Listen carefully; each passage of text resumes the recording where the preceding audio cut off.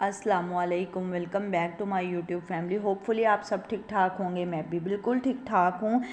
जिन्होंने मेरे चैनल को अभी तक सब्सक्राइब नहीं किया वो मेरे चैनल को सब्सक्राइब कर लें। लाइक शेयर एंड कमेंट करना मत भूलिएगा प्लीज़, क्योंकि वीडियोस इतनी मुश्किल से बनती हैं तो काइंडली आप लोग जो है वो वीडियोस देखते हैं तो साथ साथ लाइक भी कर दिया करें। आज हम जिस टॉपिक पे बात करने वाले हैं वो ये है कि स्ट्रेस फ्री लाइफ। जैसा कि आपको पता है कि एक हाउस वाइफ, एक औरत ही पूरे घर को चला रही होती है और पूरे घर को देख रही होती है, तो उसका जो है वो स्ट्रेस फ्री रहना बहुत ज़रूरी होता है। अगर हम चाहते हैं कि हमारे घर का माहौल जो है वो अच्छा रहे, घर का माहौल ठीक रहे, तो हाउस वाइफ का जो है वो स्ट्रेस फ्री होना बहुत ज़रूरी है। क्योंकि अगर हाउस वाइफ जो हमारे घर की औरत है, जो पूरे घर को चला रही है, अगर वो स्ट्रेस फ्री है तो घर का माहौल उसी से बनता है और उसी से ही जो है वो ख़राब होता है। अगर वो स्ट्रेस फ्री रहेगी तो घर का माहौल जो है वो बहुत ही अच्छा रहेगा। औरत का स्ट्रेस फ्री होने के साथ साथ कॉन्फिडेंट होना भी बहुत ज़रूरी होता है। मैं समझ सकती हूँ कि मसले जो है वो हर एक की लाइफ में आते हैं, सबकी लाइफ में मसले होते हैं, मेरी लाइफ में भी मसले हैं, बट इनको मसलों को हल करने का जो है वो हमारे अंदर एबिलिटी होनी चाहिए। कुछ लोगों के अंदर इन मसलों को हल करने की जो है वो एबिलिटी ज़्यादा होती है और कुछ लोगों को इन मसलों को हल करने की एबिलिटी नहीं होती, बट वो एबिलिटी होती है, बट वो इन मसलों पे जो है वो शाउट करना शुरू कर देते हैं। तो हमें ये नहीं करना। हमें अपने आप को जो है वो स्ट्रेस फ्री रखने के लिए जब भी कोई मसला आ जाए तो हमें काम रहना है। जब हम काम रहेंगे तो उससे हमारे मसले भी जो है वो काम डाउन हो जाएंगे और हम उनको सोच समझ के जो है वो मसलों को हल करने की कोशिश करेंगे। अगर हम काम डाउन नहीं रहेंगे, उस पर गुस्सा करने लग जाएंगे या शाउट करने लग जाएंगे, तो उससे हमारे मसले जो है वो बहुत ज़्यादा बढ़ जाते हैं। जैसा कि अब आपको पता है कि एक हाउसवाइफ पूरे घर को देख रही होती है, सारा दिन वो घर को संभाल रही होती है, बच्चों को, शोहर को, सबको देख रही होती है, तो उसके लिए जो है वो प्रॉपर नींद और जो है वो सोना भी बहुत ज़रूरी होता है। प्रॉपर रेस्ट करना उसके लिए बहुत ज़रूरी है। क्यों? क्योंकि वो हर वक्त कामों में जो है वो बिज़ी रहती है, अपने आप को कामों में मसरूफ़ रखती है, जिसकी वजह से ना तो वो अच्छे तरीके से जो है वो रेस्ट कर पाती है और ना ही जो है वो प्रॉपर स्लीप लेती है, जिसकी वजह से भी जो है वो स्ट्रेस में चली जाती है। इसके लिए प्रॉपर आराम और प्रॉपर स्लीप लेना बहुत ज़रूरी है। दूसरा ये कि जैसा कि आपको पता है कि अगर घर में कोई बीमार हो जाता है तो वो दूसरों का ख्याल रखते रखते अपनी हेल्थ का ख्याल रखना भूल जाती। क्यों? क्योंकि एक हाउस वाइफ है ना, एक औरत है ना, वही पूरे घर को देख रही है, शोहर को, बच्चों को। अगर कोई खुदा ना खास्ता बीमार हो जाता है तो वो अपनी हेल्थ पे फोकस नहीं करती, तो वो दूसरों की हेल्थ पे लगी रहती है। इसी तरीके से उसका जो है वो टाइम गुजर जाता है और वो अपने आप को भूल जाती है। इस वजह से ये काम हमें नहीं करना। और औरत के लिए, हाउस वाइफ के लिए जो है वो अपनी हेल्थ पे फोकस करना भी बहुत ज़रूरी है। और इसके साथ साथ जो है वो एक्टिव रहना भी बहुत ज़रूरी है। एक्टिव रहने से भी हमारे बहुत सारे जो है वो स्ट्रेस के प्रॉब्लम खुद ब खुद सॉल्व हो जाते हैं। अब आप कहेंगे खुद ब खुद सॉल्व कैसे हो जाते हैं? वो इस तरह सॉल्व हो जाते हैं, जब हम एक्टिव रहते हैं ना तो हमें जो है वो नेगेटिव थाट्स कम आती हैं। जब हमें नेगेटिव थाट्स कम आती हैं तो हमें अपने मसले नहीं लगते। हमें जो है वो इतनी एबिलिटी आ जाती है कि हम उनको हल करने की कोशिश करने लग जाते हैं।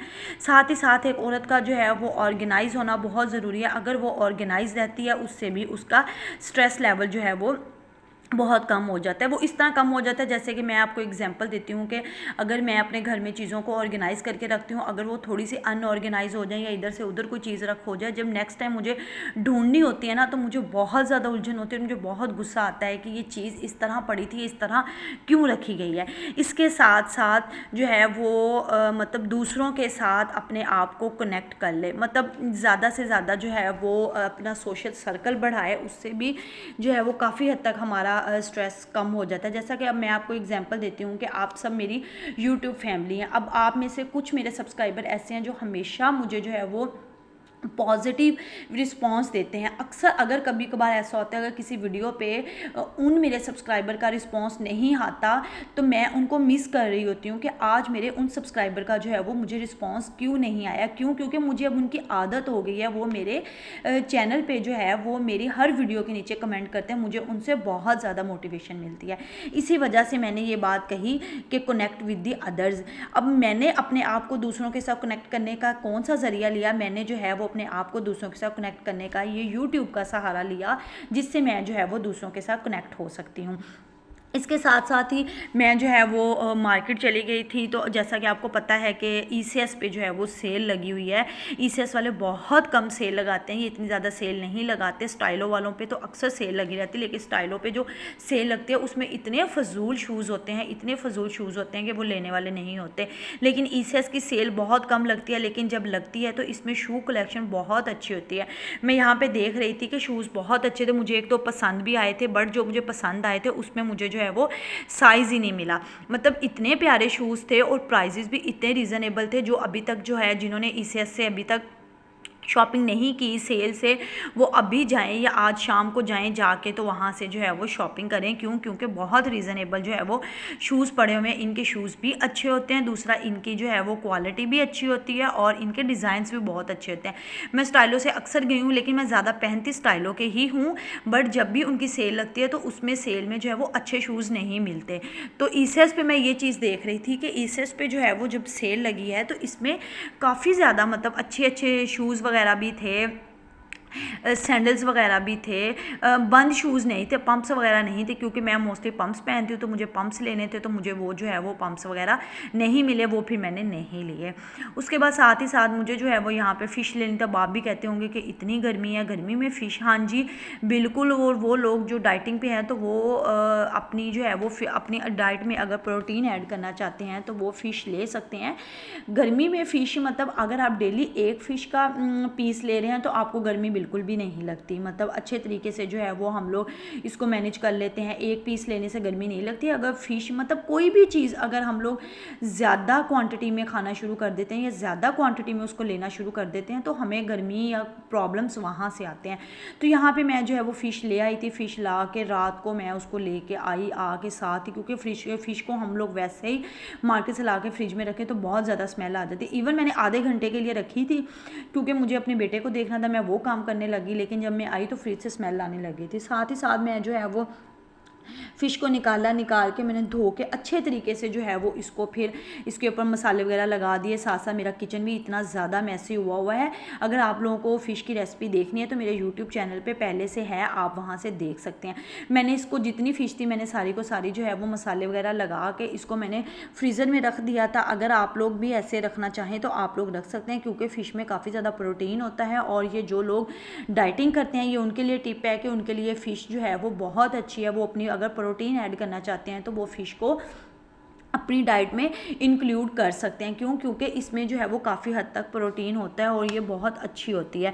तो मैंने यहाँ पे जितनी भी थी उसको सारे मसाले वगैरह लगा के इसको फ्रिज में रख दिया था। जब जब चाहिए होगी, जब जब दिल कर रहा होगा तो मैं इसको एक निकालती हूँ, इसको मैं जो है वो फ्राई कर लेती हूँ।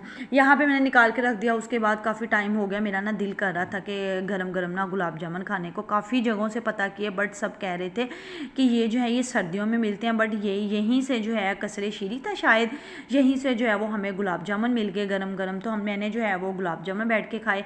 इसी के साथ मैं अपने व्लॉग का एंड करती हूँ। उम्मीद करती हूँ आपको मेरा आज का व्लॉग भी पसंद आया होगा। Thank you for watching, take care, अल्लाह हाफिज़। इसी तरीके से मुझे अपनी दुआ में याद रखिएगा। मुझे इसी तरीके से जो है वो ज़्यादा सारा प्यार शो करवाते रहेगा। मैं आऊँगी और भी बहुत सारी वीडियोज़ ले के, आप लोग इसी तरीके से प्यार शो करवाते रहेंगे तो आपके प्यार से ही जो है वो मोटिवेशन आती रहेगी और मैं और भी बहुत सारे जो है वो आप लोगों के लिए व्लॉग्स लेके आती रहूँगी।